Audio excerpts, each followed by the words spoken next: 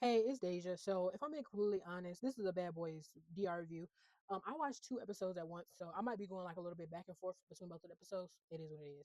So, this episode it was kind of boring in the beginning, but then it got like a little weird in the middle, and then it got really exciting at the end. So, in the beginning, not Pootie, Jada and Landon they went to go see Pootie with his broke jaw ass, and this whole episode. See, I can't remember if it was last episode or this episode, but either way, Landon was just sitting over there lying. Ivory, to Landon. I mean to Pootie. Yeah, I got that bitch. I'm gonna get him. I'm gonna get him. They didn't want to let me get him. No, he called you out. He actually called you out multiple times. And Jada was the one that was just saying like, no, he ain't gonna fight. You gonna fight me, bitch? What?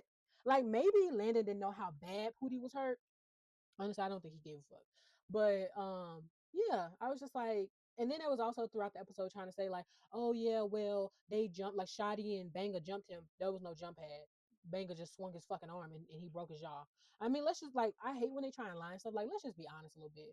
But anyways, I'm gonna fast forward. They go out to the club and they look like they having a good old time. It don't look like nobody is having an issue with nobody. The baddies going wild girls, they come because they all in DR.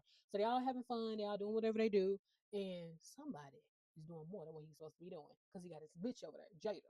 So Sace is some girls they come up talking to him. Honestly, Sace isn't an ugly guy, but I think when you got beer goggles on, you don't realize how he may be a homosexual. And there's no problem, it is what it is. LGBTQ, this is Pride Month for 5 more days. But and if Hayes is like bisexual, whatever, then okay. But I feel like it's a little bit weird the way that Jada's acting so possessed, and we don't know what's going on. But like even on social media and everything, like it's been months since the show has been recorded. They've been in the DR. Jada is being so possessive over Sace, and even the episode, no, even last episode, Sace didn't even claim Jada. Sace was just like Corey asked Sace, "What's going on with you and Jada?" And Sace was like, "I mean, what's going on with me and him is nothing. That's my friend. That's my bro."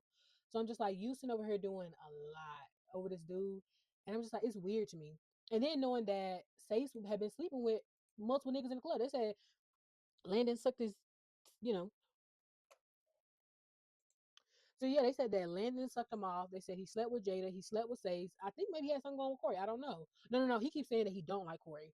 And I mean, I'll just talk about the episode. The episode all over the place. But Sace keeps doing this thing where he keeps trying to like check Corey. And I agree with Corey. Sace is so down low that he thinks that any openly gay man who, is just himself. Yeah, he would be like, oh, they flying. Corey ain't flying none. He's just being himself. And thankful that he can be that way. But Sace is so bothered by it because honestly, like the way Sace move and all that kind of stuff, he probably want to be like Corey, out, proud, dressing how he want, chains over his nipples, but the rest of his chest and his back out. But you so scared, and he even said like, I wasn't comfortable with dating a man, so that's the reason why him and Jada, that's why he never came out with Jada, in that relationship. And I mean, Jada does have to respect that, but it's like stop trying to demonize Corey and make it seem like Corey is doing something wrong when Corey is just living, being himself. I don't know, that shit was just whack to me. But anyway, so they come from the club and here goes Ace again. A lot of people when it first started, I was having to defend John down. Not because of him as a person, but his actions on the show. Because I'm the type of person where I don't care about how you feel about this part. How did this? I go off of fact. And what we kept seeing on the show is John and Sace kept going at it with each other. Yes, John did call Sace out, and John did black Sace eye. But ever since then, Sace has been coming towards John, talking, popping it. Even when he's just having a conversation with him, and John's problem is, you know what? When we was in the club and we was all having a good time, of course, I'm not going to say nothing. But that doesn't mean I want to be your friend when we get in the house. See, the thing is that Stace hasn't realized if I stop fucking with him and I don't say shit to him and he walks up to me one day and just starts beating my ass, people are going to realize that John is the problem. But you haven't given us that option, the opportunity to say, yeah, John is the problem because you keep going up to this nigga. Stace is drunk as a motherfucker. He like, look, I ain't got no problem with you. It ain't no problem with us. Like, I'm just sitting up and I'm just like, how many times have he told you?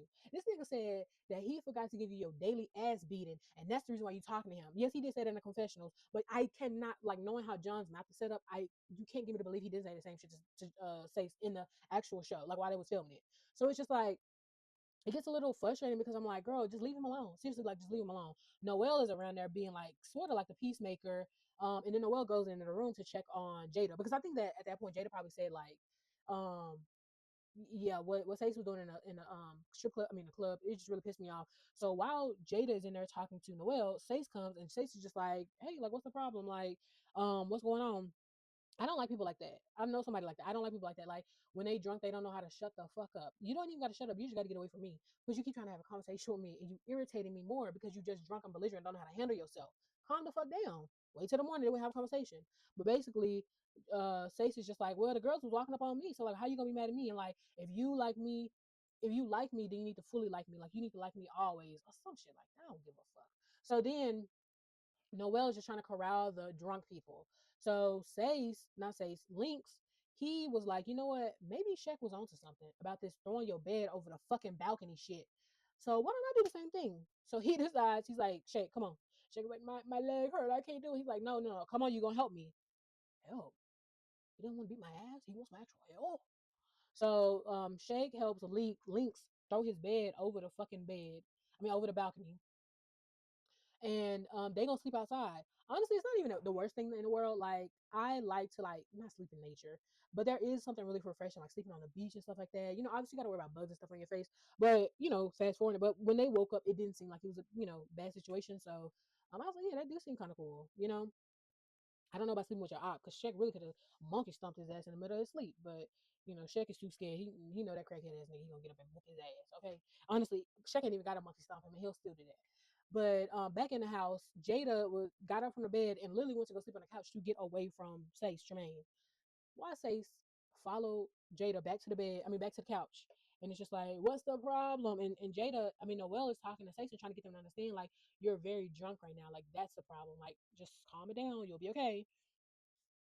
Eventually, I think that Sace get it and just walk off, whatever. But the boys, they're so fucking drunk. They're outside, like taking the sign. They're just going like crazy, like they're out. And then that's when I mean not John. That's when Sace says something to Corey. But I'm just like Corey. I mean not Corey. I'm glad that Corey sticks up for himself because I would be doing the same thing. Bitch, you got me fucked up. But anyway, so Sace is in a confessional talking about his sister that's getting deported by ICE to South Sudan, and I really, I hate that because fuck ICE and fuck the pigs, fuck all them. So I really hate that. I hope that I'm not hope that that's true, but I just hope that Sace wasn't just saying some shit. But that's not just something that you would just say. So falls asleep. Sace falls asleep in the confessional, and they are just all over this house. But the next morning they get up and they are going to go do our ATV riding. And I'm not gonna bore y'all with it. They're just on the bus. They're talking about what's happening in the house and everything that's happened. And then I was glad though that John took it upon himself and was just like, no, no, no. Shotty and Banga did not jump Pootie. Um, Shotty was trying to fight Pootie, but Banga stepped in and knocked his motherfucking jaw broke. And then, that's what happened. But they did not jump him because Shotty didn't get a chance to get a finger on him. Motherfucking Big Bang came in there banging. And then we have Natalie. She meets up with um Adonis. I actually liked Adonis on the last episode. I mean, on the last season. And then Shamar. Oh, Natalie tells Shamar, "Oh, you better not be fighting. Shamar gonna be in that bitch stomping." I just know that Shamar is gonna have at least one fight. And I hate that. I hate that for Shamar. But it is what it is. So all the boys come, and Adonis, he was saying like, I have an issue with Banga because we were really close, but then he talked about my mama stealing from him, so I got to get that. And then he talks about Island Boy. He was basically just saying like Island Boy was lying, saying that I said no, no, no. He said that Island Boy has an issue with me. So Island Boy says that the issue was that Adonis said that Island Boy got hooked on coke from Bobby. And Adonis is like, no, Bobby's my friend, so why would I say that? I'm gonna honestly say this right now. Island Boy is a 38-year-old liar and loser. Okay, he lied about Jada, and while Jada's a whack ass bitch, and might have said that. He lied about Jada, and he also lied about this, and he tried to break Pootie and Landon up by saying that John was fixing Pootie earring. Like at this point, what's his name? Island Boy, he proved himself to be a liar. He's proven himself to be a liar. And you can correct your mama, don't correct me, but he definitely is. So all the boys come, and then Big Banga gets it with Adonis. But I will say that Island Boy was definitely ducking wreck. I don't like to say that, but girl, you did not want to fight him until he stepped out there with Adonis. I mean, until Big Banga. And I do hate that. I hate when friends fight. It's not worth it. But then Island Boy came, and I mean there was no winner, but um who was getting beat the fuck up was Island Boy by his fucking tongue and his accent. Let me show you how dirty the dick. Let me show you dirty the dick. Let me show you how dirty the dick. I'm like, girl, what the fuck are you trying? Are you having a seizure? Are you okay? Are you okay? Bitch, when I tell you Island Boy was getting toe up from the flow up, and it didn't make any sense because originally Dolly said it. She said it to Summer when they were in Detroit, Michigan, and Summer's from there. So Dolly tells her, "Oh, show me how dirty did he get? You show me how dirty." Summer's, "I want to show you how dirty did he get." So when they fought, it made sense. But for Island Boy, it didn't make no fucking sense because both y'all from Miami Dade, or like y'all grew up in Miami Dade. So like, I guess show me how dirty the Dade get. But he was like, "Oh, show me how dirty the D get 305." Again, it doesn't make sense because 305 is a Miami-Dade area code, which you know because you're from there. You should show me. You should say, "Oh, show me how dirty your side of Miami get, ho." Like that would have made more sense. Anyways, it was a funny episode.